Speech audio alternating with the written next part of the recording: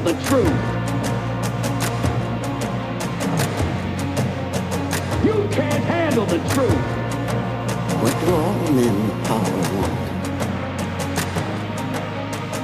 More power.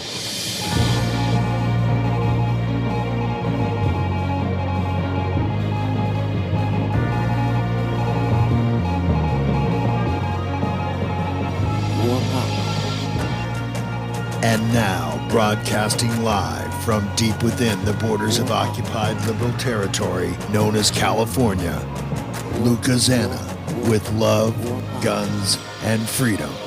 All systems go. Don't tread on us. We're not afraid. You work for us. We're not your slaves. Don't tread on us. You crossed the line. Hello everybody, this is Luca Zanna and you're listening to Love, Guns and Freedom on KTOX 1340 AM. Before we start today, great news. First of all, we have a very special guest. We have three special guests. First hour, we have a man that I really respect a lot. It was kind of an inspiration for me, even before I was an American, even before I became an American. And I will tell you in a few seconds. Then also we have two other great guests, the second hours. And talking about hours, can you see today something happened? My new hours, the new hours, official hours for Love, Guns and Freedom, starting since today. We have 2 hours instead of 1, 11 o'clock Arizona time, all the way to the second hour. So very exciting and very pleased. Thank you very much. And also another very interesting news before we start with the introduction, we talking about the guest, a sponsor. You know, when I talk about gun stores, gun shops, I really have a special feeling because for me, gun shops are as important as a dentist, as important as a lawyer. If 3 things we need in life, I think we need a gun shop, a lawyer, and a dentist. That's my personal opinion. You know, we need to support local gun shops, and we have local gun shops supporting this show. So I'm really appreciative. I thank you. Their name is MP Sales. Not only their gun shop, they're also gunsmith. So that's pretty much, for me, says it all. Just to let you know, guys, this is a great shop. It's been around for many years, and it's situated on 4470 Highway 95, across from Maverick, Fort Mojave. Also, there is a website here, mpguns.com. They're open Monday to Friday, 8 a.m. to 5 p.m., Saturday from 9 to 3 p.m., and they also have a phone number, just in case, 444-5905. And if you need anything from guns to rifles, shotguns, anything from self-defense to if you want to go hunting. And also they have a lot of information because I went there one time. They didn't know me, but I really like their service, and I think they have, I didn't buy yet, but I was really impressed by their service and their competence. So, by the way, just to let you know, I would like to say it officially, Tuesday at 1 o'clock Arizona time, I would like to go visit them in person and maybe take some photos, maybe see, I know, like always go through new guns. Maybe we can have a little fun together. So anyway, please, MP Guns in Fort Mojave, I want to thank you again for your support to the show and to the station. Now, let's talk about, first of all, a little bit about myself. You already know I'm an Italian by birth, but American by choice. And more important today, I've been in Arizona by gift of God.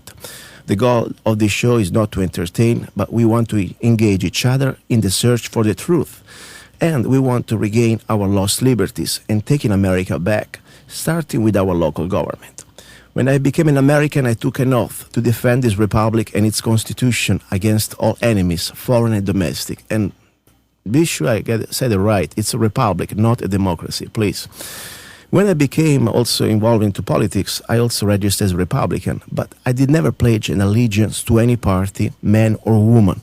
But my allegiance is to America, to the American people, and the ideal of liberty and justice. I believe in life, liberty, and the pursuit of happiness. And also I believe that all human beings are unique and different from each other. But each one of us has the same inalienable rights, no privileges, and we all should be treated with equal respect. I believe that the royal government, first of all, it is not my God. I have my own God. But more important, now government does not own my body or my soul. It's not about left or right, not about Republicans or Democrats. It's about right or wrong, liberty or tyranny, truth or deception. I'm against all forms of collectivism, as you know. I believe in the potential of the individual, and yes, one person can make a difference. And speaking about person that can make a difference, I have this special guest today. Let me introduce him right now. He's a sheriff, he used to be a sheriff from Graham County, Arizona, very famous for many reasons. His name is Richard Mack. Sheriff Mack, are you there? 1 second, here we go. Sheriff Mack, are you there? Yes, I'm here. Thank you. Thank you, and nice to talk to you again, and thank you for your time. I know it's Sunday, you have a family and church functions. I appreciate your time to be with us today. Well, that's all right. This is a holy cause. The holy cause of liberty is part of my ministry, and this is the work of God, so I definitely do it on Sunday. It's all one and the same. The gospel and freedom are one and the same. I appreciate it. I believe that too. Thank you.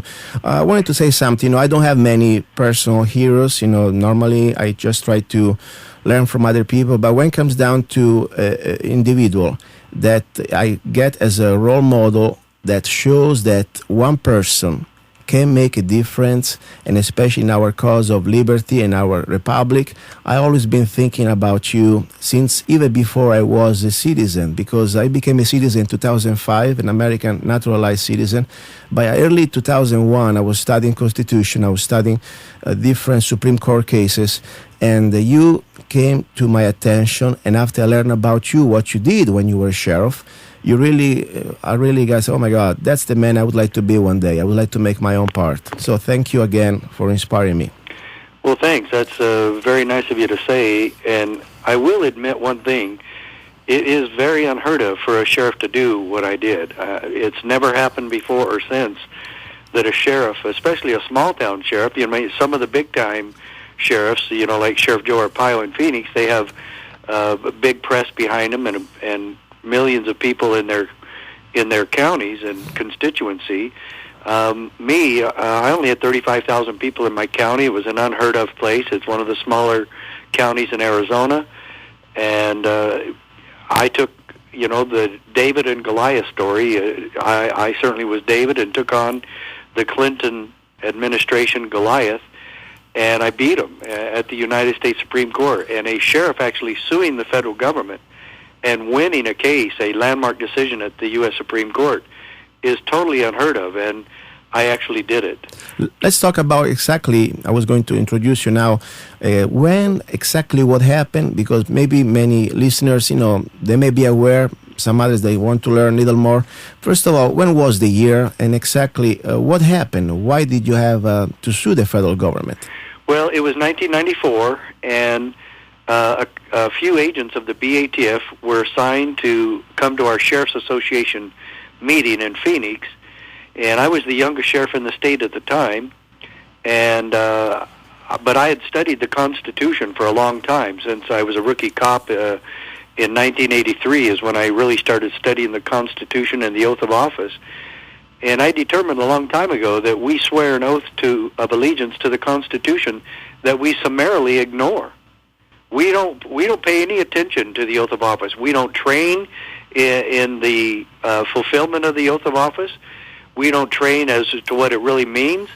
And I'm ashamed of law enforcement and most of government across the country that don't keep their oaths of office. And that became a real problem for me. And in fact, it was one of the reasons why I left the police department in Utah and moved home to Arizona to actually run for sheriff and run my own office according to the Constitution and my oath of office. So I did it, and when the BATF showed up at our meeting and said, look, you guys have to participate in a federal gun control law known as the Brady Bill.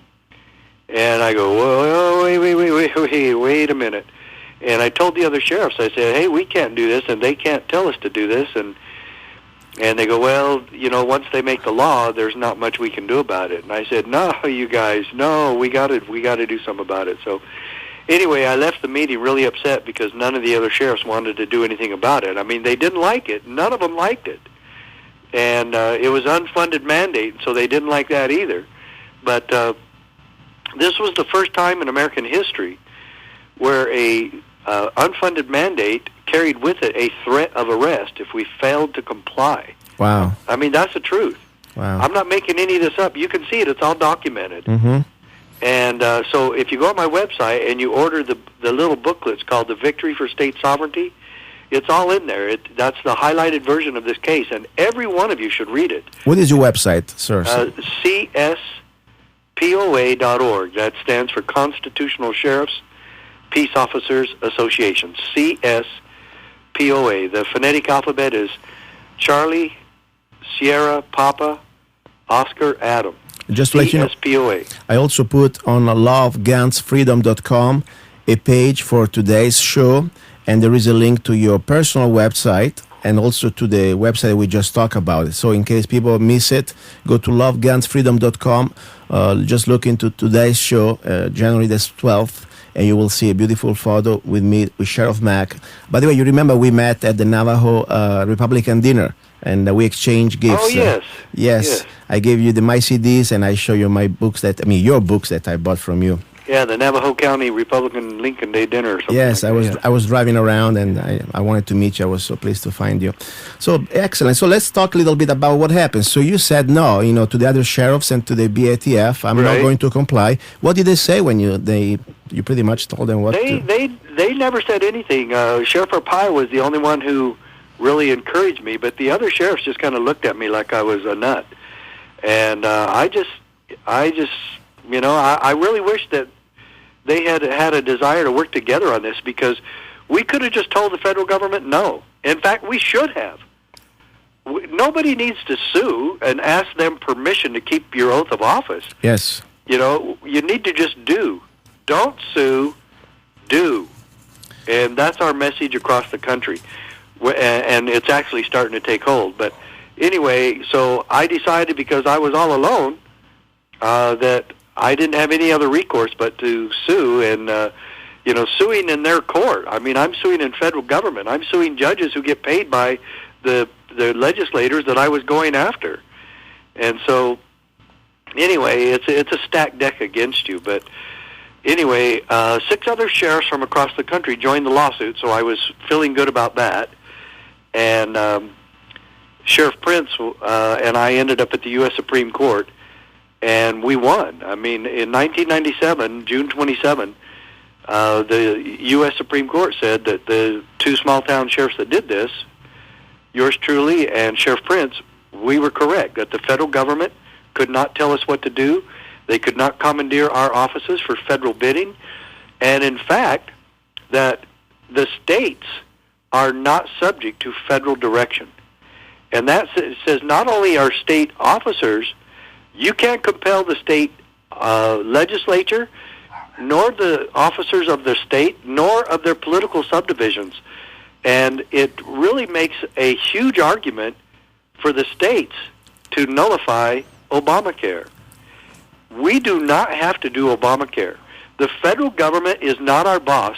My Supreme Court decision proves every bit of that. Wow. And if you'll read it, you'll see that it does. And guess what happened just a few weeks ago? What happened?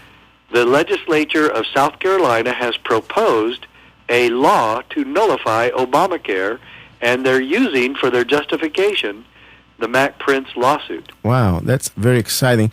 Did you have any repercussions after what you did? I mean, also why you were doing that? I mean, the federal government, I'm sure it wasn't just trying to play soft with you. What happened? Oh, no, they went after me big time, and they tried to remove me from standing, and they tried to remove me on all sorts of technicalities.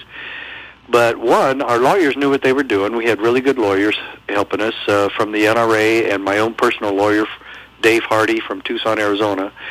And another key thing that happened to us on this whole thing was Judge John M. Roll. Yes. And he was the first judge to hear this, and he was a district court judge. 3 years ago, he was murdered in Tucson at the horrible shooting of Congresswoman Giffords. Yes.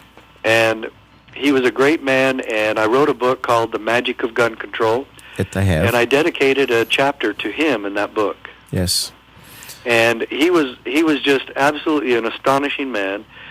And he said in his decision, he said, Mack is thus forced to choose between keeping his oath or obeying the law. And that's exactly what I want every cop, every chief of police, and every sheriff in this country to examine in their own lives and in their own jobs. Is the legislature telling you, whether it's federal or state or local, are they telling you how you have to violate your oath in order to enforce certain laws?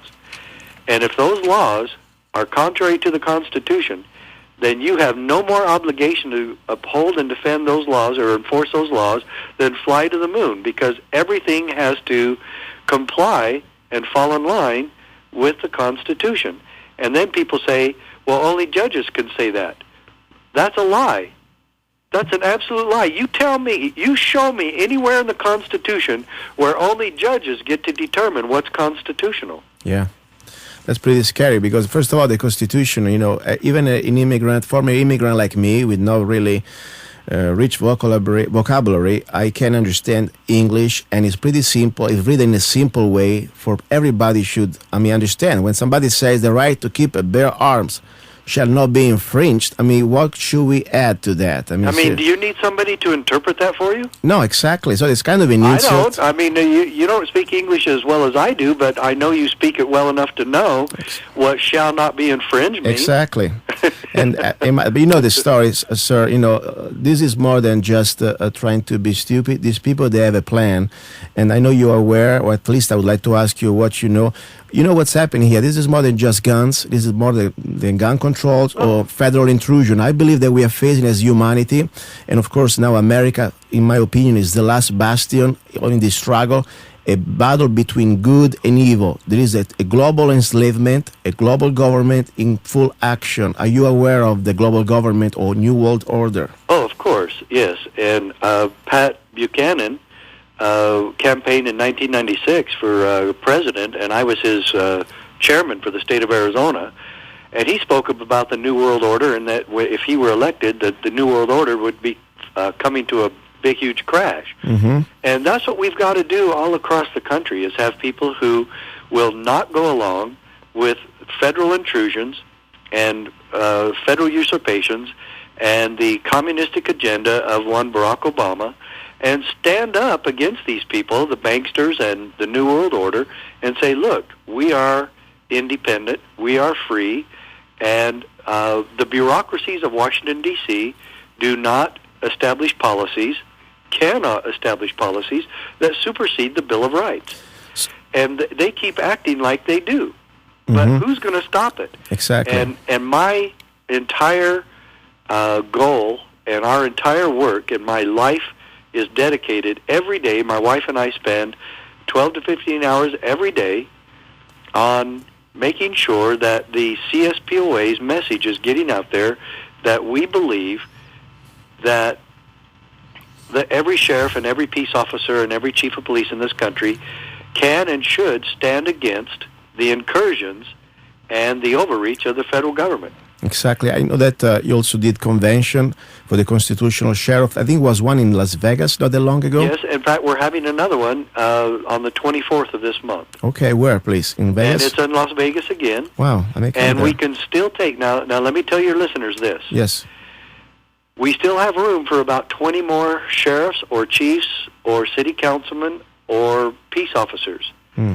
And this is a vital seminar to where we're going to establish a policy and declaration to the federal government and their federal agencies to let them know that we will no longer tolerate them coming into our counties and our jurisdictions and abusing our citizens.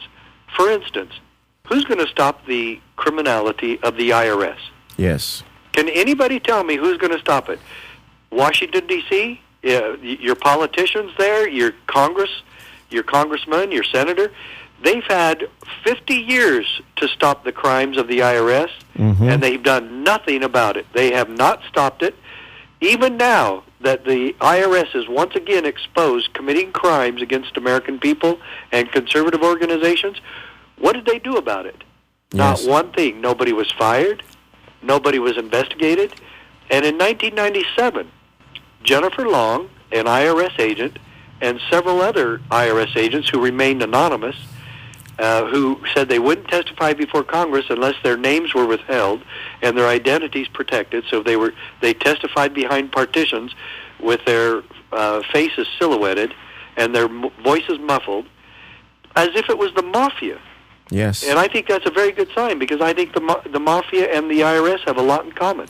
I think the mafia, it's better because at least you can shoot back. Yeah. Okay. Instead, IRS, you're pretty much you must beg for mercy. You know. Good point. The mafia gives you a fair fight. Yeah. I have but more respect IRS for will them. never give you a fair fight. Exactly, sir. Just to sum it up, because I really like the case about we have Mojave County Sheriff Tom Sheeran. We've been trying. I gave personally a copy of your book.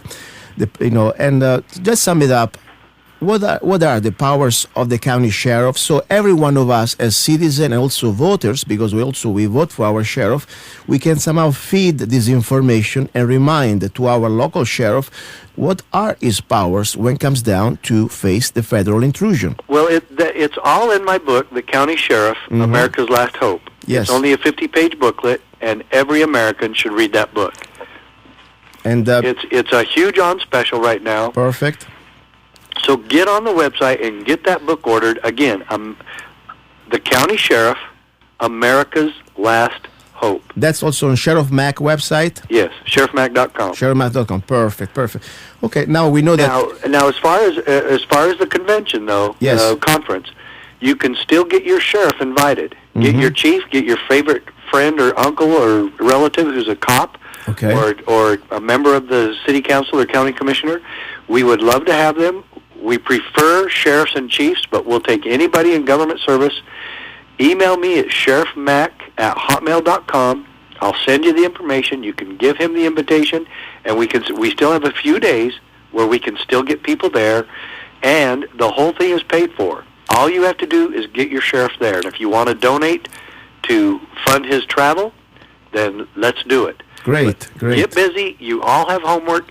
Call your sheriff tomorrow on Monday and tell him you want him to go, and I'll email you the invitation, and you can hand it to him in person or email it over to his office. Perfect. I think it's a great project, and I like positive, proactive things that we can do to help. And speaking about helping, first of all, as a regular citizen, people that we're here, and we see what's going on, sometimes we feel overwhelmed.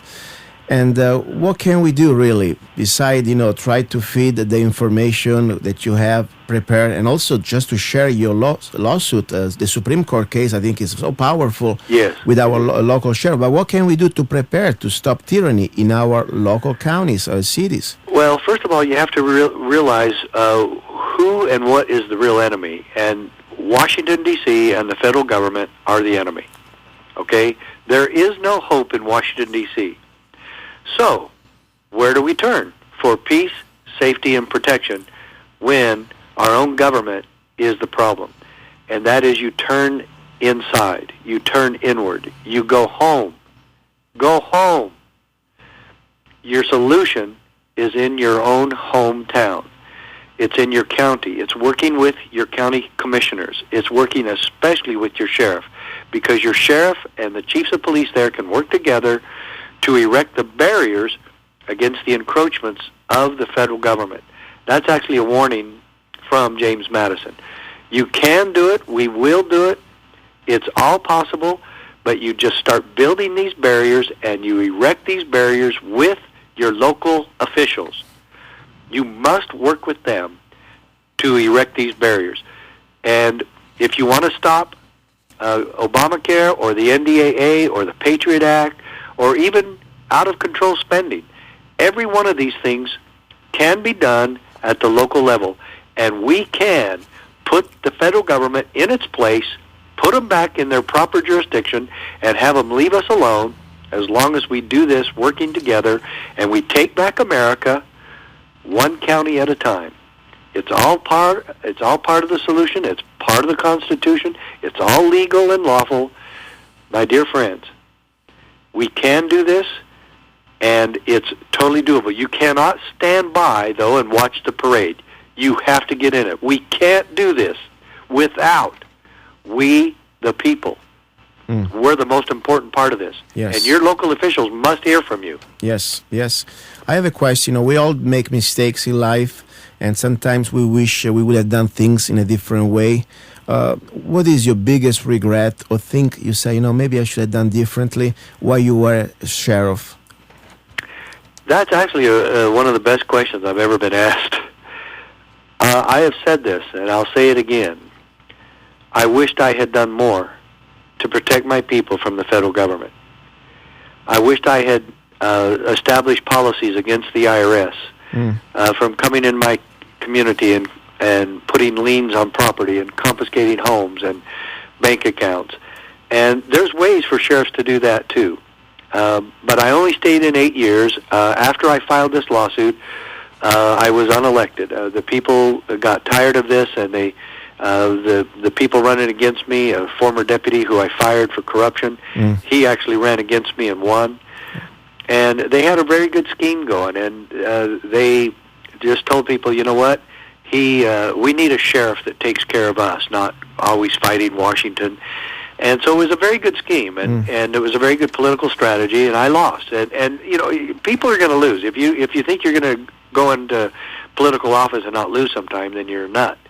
But if I had won at the Supreme Court before the election, I probably would have stayed in. Yes. But I didn't, and I won a year later. So, people, oh wow, Sheriff Mack was right, and I became a small, a large fish in a small pond, and I never anticipated that. All I ever wanted was to be sheriff, but I wasn't going to shy away from a fight, and this was a fight the federal government brought to me. I sued the Clinton administration.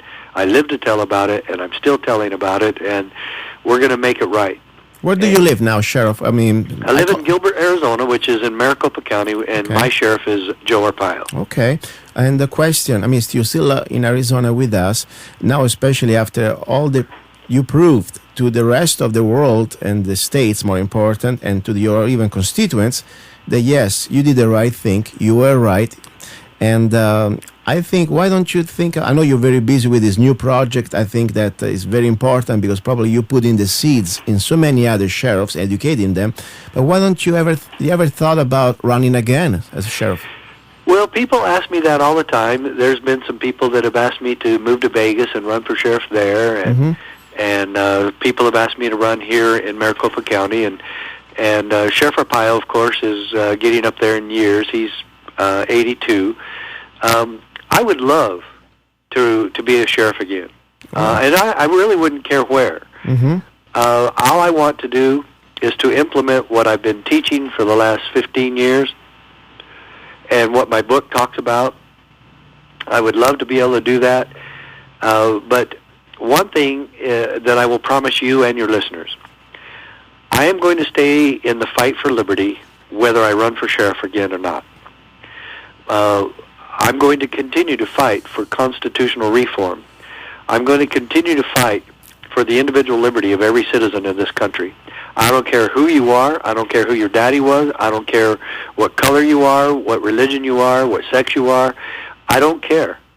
I will fight for God-given American liberty for every American till my last dying breath.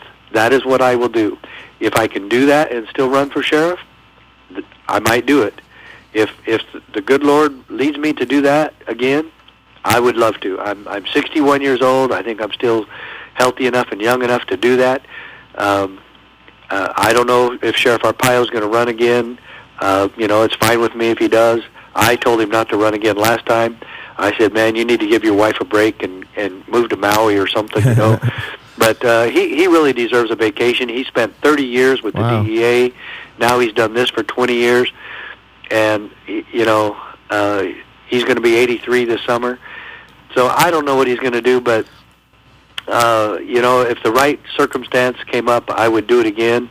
So I could set an example to everyone in the country what a good constitutional sheriff is all about. Let's not forget, in Mojave County, in case you like the area, I have a spare guest house, and I will give it for you for free rent. And please come. Yeah, run against Tom Sheehan. Or maybe you should go to Maui, too. I think you deserve a break, okay? So we got a break, too. Well, look, I can always go on a vacation to Maui, and I love going to Hawaii. It is a great place to unwind and regenerate.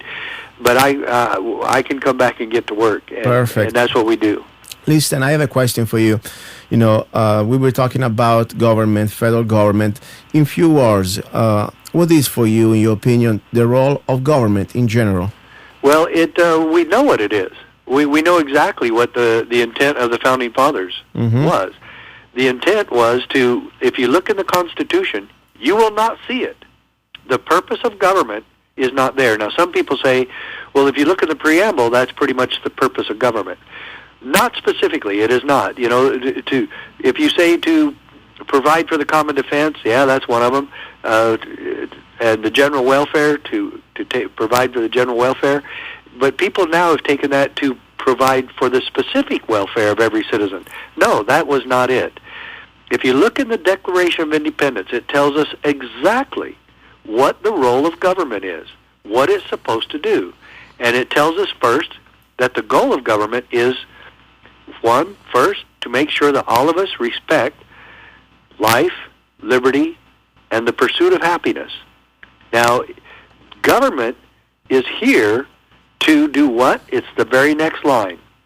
That to secure these rights, governments are instituted among men. To secure what rights? The God-given rights of life, liberty, and the pursuit of happiness. Or, in other words, the ownership of property. Exactly. And so if our government will remember, and I'm going to tell you this right now, if street cops are not protecting life, liberty, and property, or the pursuit of happiness, then you don't need them, and they are on the wrong side. And if all they're going to do is write tickets all day long, then I'm sorry, they're not protecting, they are offending. Yes. And sitting there bringing in money like IRS agents is not their job. I agree. And speaking about, cops and tickets, I have a simple question that I think I already know the answer, but I would like to ask you again. Sure. Who owns our body, first of all? Well, I'm going to Us tell you, or the government? I'm going to tell you right now, I was an undercover narcotics officer, and I worked the drug war for years, and I'm going to tell you, I hate the drug war. It's one of the worst policies that we've ever come up with. I abhor the drug war. In medical field, they say first do no harm. Well, that's what we need to do in law enforcement and every other facet of government. First do no harm. And for police officers and 800,000 some odd police officers in this country that think it's their job to protect us from our own stupidity or protect us from our own appetites and addictions, that is one of the worst tyrannical things you could ever have happen in your society. It's so draconian, it's so Orwellian, and all these cameras and all the monitors and all the NSA wiretapping and all of that. Let me tell you right now, I have been fighting the drug war for a long time. There's one thing worse than drug abuse. I hate drug abuse, but there's one thing worse than drug abuse, and that's the drug war. Yes, I agree. And I've worked on committees. I worked on the Question 9 initiative in Las Vegas as a consultant to get marijuana decriminalized. I'm glad that they're decriminalizing marijuana. I'm not going to smoke it. I'm not going to use it. I'm not going to do other drugs either. And I hope that I've taught my kids not to do it. And I hope nobody else does it. But taking marijuana, especially medicinal marijuana, is a personal choice. That's up to you. And the government has no business forcing me to jail because I touched a marijuana plant. Didn't even have to use it. But if I hold a marijuana plant in my bathroom just because I like how it looks, then I could lose my home, my children, my bank accounts, and my life. Yes, I think you're right. This is very sad. And that's ridiculous. That's so stupid. Yes. And another thing, I completely agree, because at the end of the day, it is not about the marijuana. I don't smoke either. I don't really like any of this. But it's about the principle of freedom.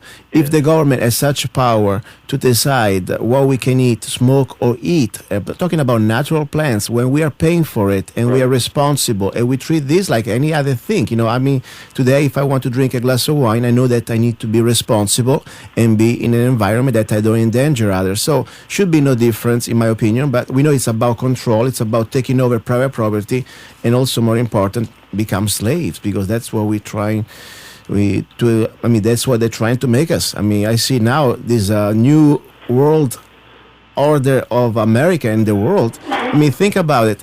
The National Defense Authorization Act, we are back before pre-Magna Carta. I mean, the king can throw any one of us in jail just because we are suspected to be a terrorist. Yes, and the NDAA was promoted by both, and mostly Republicans. Yes. But both parties, definitely.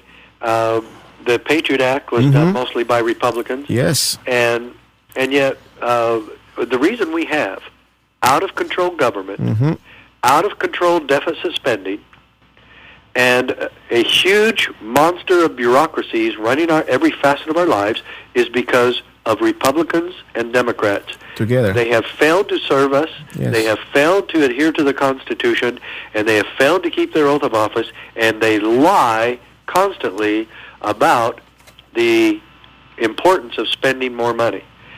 And those people are a bunch of crooks. Why would any sheriff or chief of police or governor or state legislature or county commission, why would you allow those crooks to come in to your counties and your jurisdictions and your states and continue to run our lives and to run our governments and take control of our people? Sheriff Why Mack, would you allow that? question about who owns our body. I understand your answer. I have a question now. Talking about... Well, specifically, let's just be real clear there. Yes. Only you and God do. Exactly. I completely agree with that. It's between me and God, Yes. Why do we have seat belts? I mean, seat belts laws. I mean, why do we have to... If I really own my own body, okay, and I'm not endangering other people, why should I be forced under the, a ticket, the threat of a ticket to put a belt? You mean you make your own choice? Yeah. And let's see, if you make your own choice, then what's that called? Freedom? Yeah, exactly. Oh, well, see, we don't have that in America anymore. I agree. And if you look at my website at sheriffmack.com, you'll see something that gets me a lot of criticism from other law enforcement officials. Because I have something on there that I'm proud to say on your program to all your listeners today. I never, in all the years that I was a cop, I never wrote anybody a ticket for that. And I ordered my deputies not to do so either. Wow. We did not write tickets for that. We stopped people. We talked to them about it. We told parents how they could get free car seats for their children. But we did not write tickets for that. That's very interesting. I really appreciate that because that's my problem, I live in Arizona, and even there is a federal law. I've never been pulled over if I don't want to put my seatbelt. The few times I cross this river, I call it the... I don't know what type of river, probably it's a Hell River, Colorado River, and then I had to start to freak out, and one time I was pulled over because I forgot that I have no seatbelt, and I had a conversation with somebody that was in law enforcement, and I say, you know what, I appreciate your concern, but the last time I checked, I'm the responsible for my body. I have also insurance and everything else. Why should you be so mad at me and give me a ticket, And I was lucky enough, the guy was a nice guy that day, I guess, and let me go. After I had to put my seatbelt, of course. Yeah, well, I wear a seatbelt. I wear my seatbelt, and I recommend that most people, that all of you do, unless you're pregnant or you might have some other physical problem. But this is the thing. I could never be in the position to plunder your substance because you choose not to. Exactly. And I'm going to tell you, ticket writing and roadblocks and any of those other things where we check your license and check your registration and check your insurance, and if you don't have them, we impound your car or we write you all these tickets. All those fines are nothing but legalized plunder. Yes. It's legalized plunder. Now, the King of England used to have his redcoats and other minions, even before the redcoats were there. They'd go around kind of making things up and fine people and take their money and plunder. It was legalized plunder. And we're doing the same thing today. And yet we call it traffic enforcement. And I have called ticket writing in my books, you can see that in my books, it's nothing I call but taxation through citation. Yes, I read that. And these cops become nothing more than revenue agents. They go, well, we don't take the money, we should send them to court. You're part of the system that makes sure that this comes in. And if people contest the tickets, they maybe win 1% of the time. 99% of the time, you're going to lose because the judge is under the same orders, and he always sides with the cops. And the cop in traffic court never has to present any physical evidence that you were speeding. None. Yeah. All he has to do is give his word and go in there. And so why would the cop's word be any more important than mine? Exactly, like it's God, you know. Yeah. And question, I would like to remind all the listeners that we are here on the air on KTOX 1340 and also on the internet with the champion of the Constitution. This is my little intro I prepared for you. I didn't read it before. Of our God-given rights, former sheriff of Graham County, Arizona, a two-time candidate for United States Congress, Mr. Richard Mack. So everybody remember where we are. And I have a question for you. This show is called Love, Guns, and Freedom, so I like to talk also about guns. And for me, a gun is just a tool. More important, a rifle is an extension of my soul to defend my liberty and my country, America. When you were in service, when you were a sheriff, what was your handgun that you were qualifying with? When I first started as a rookie cop, we used a .357 Smith & Wesson, and we changed from that to a Sig Sauer 9mm or Sig Sauer 40mm or 40 caliber or a Sig Sauer 45 caliber. I like all three of those. The Sig Sauer is an excellent weapon. They very rarely jam, almost never. And that's what you want on a semi-automatic, especially if you're a cop. You can't afford to have a gun jam on you. And so I used the 9mm at first because you could keep 15 before having to reload. And if you ever looked at the history of law enforcement shootings, when police officers were shot in the line of duty during a shootout, most of the time they were shot when they were reloading. Yes. And so I really like the idea of having 15 rounds without ever having to reload. And if you can't take care of the situation with 15 rounds, then you probably ought to find a new job. But, so very rarely do you have to go over that.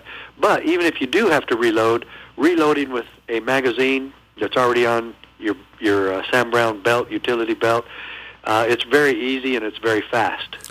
I heard that you are a front sight member, or at least you attended some front sight classes, right? Oh, yes, I Me am. too. I'm a staunch supporter of Front Sight, Yes. Firearms Institute for Dr. Piazza. Mm-hmm. I took my whole family there for a family vacation 3 years ago. Yes, I know that. We loved it, and I highly recommend it to everyone. I recommend that you, if you're going to own a gun, and I recommend that you do, that you get trained, and the best training I've ever been to is Front Sight. Yes, me too, by the way. And I heard about you. I found also you were on Front Sight. I'm an ambassador member myself, and I really enjoy every of their classes. I think they're great. And, it's almost a duty. It is not just something you do for hobby, because when you have a freedom, you have responsibility. When you have a gun, I think it's our duty to be proficient and to set the example that a law-abiding citizen not only can be a great asset to society, but also we can show the example that we are probably the most polite people out there, and we know safety on top, Exactly. And, I feel so confident now that my daughters know how to defend my grandchildren, their Excellent. children. That's great. And they all want to go back, and we do family shooting. And so it's really neat when, we get together as a family, and my daughters will say, "Hey, Dad, let's go shooting." Did you do the handgun class there, sir? Oh, yes. Perfect. Yes. I don't want to sound cocky, but did you distinguish? Well, I have to tell you that I'm pretty good with the pistol. Okay, good. Yeah. So next time we need to shoot together. I'd love to shoot with you. I would love that too. I'm so happy today. Seriously, I mean it. It's a great day. I'm talking to you and being part of this country. God gave me a chance to be here in my second life and to join you guys in this defense for freedom and what it's left to our God-given rights and taking it back. It's an honor. I'm so pleased to be with you today. Well, thanks for having me. It's an honor for me also, and I think you're a great example of what people should do when they migrate to America and do it legally and become a loyal American and find out what our country and our Constitution are all about, and to adhere to those principles. And I absolutely bow to you for doing that. That's a great example to one and all. And, the problem at our border isn't immigration or illegal immigration, because that's not immigration at all. That's an invasion. And when criminals and whoever it is that come into our country illegally, our federal government has failed to protect our borders. It's a huge problem. It's become a huge problem for America. It is now a huge security problem for America. And I don't blame anybody for coming to our country, but they need to do it the right way. Perfect. I want to leave you with a hug and a thank you again, and with a song that I would like to dedicate to you. It's one of my songs. Probably you have the CD I gave you. It's Don't Tread on Us, and I hope to hear from you. And by the way, is it possible for regular people like me come to see you at your event in Vegas? I mean, do I need a pass? Or if you're going to come, you'd have to get special permission because this one is not open to the public. We do have a few people who are coming who are helping sponsor. But again, email me at sheriffmack@hotmail.com. If you would like to come and do a radio show from there or something, we would probably be able to work that out. That would be my idea. Thank you very much, Sheriff. Have a great day, great Sunday. God bless. Thank you so much. Thank you. Okay, guys, there was Sheriff Mack from Arizona live, and this is the song for him before we go to the second hours, and we have great guests coming. Please stay tuned, don't go away. And one more time, thanks again to MP Gun Sales in Fort Mojave. We need guns, we need freedom. Okay, guys, here we go. Now the CD is coming. Stay tuned.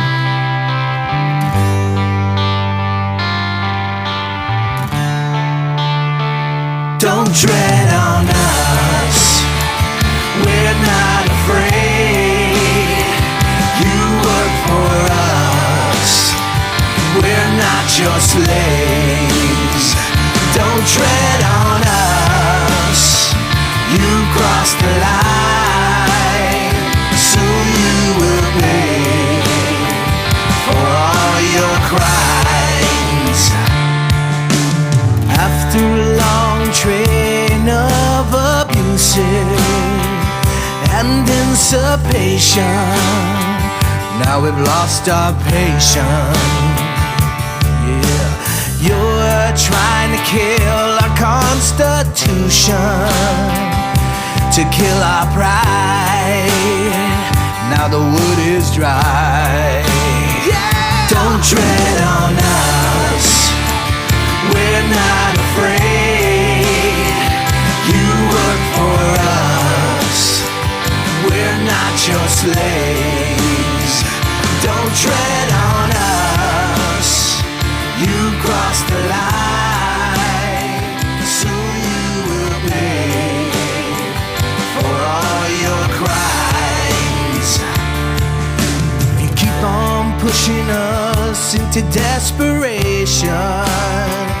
You'll only fuel our determination. It's been way too long since the last time, 1776. Now we're done with your tricks. Don't tread on us. Don't tread on us. We're not afraid. You work for us. We're not your slaves. Don't tread on us. You crossed the line. Soon you will pay for all your crimes.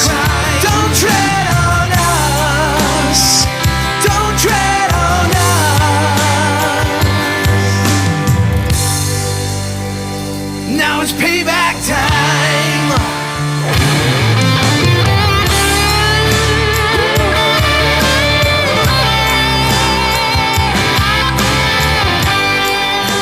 Okay, guys, don't go away, don't go away. This is Don't Tread on Us by myself, Luca Zanna, and now we are going to the hours number 2. 2 super special guests, thousands of questions. Please stay tuned, don't go away. Bye.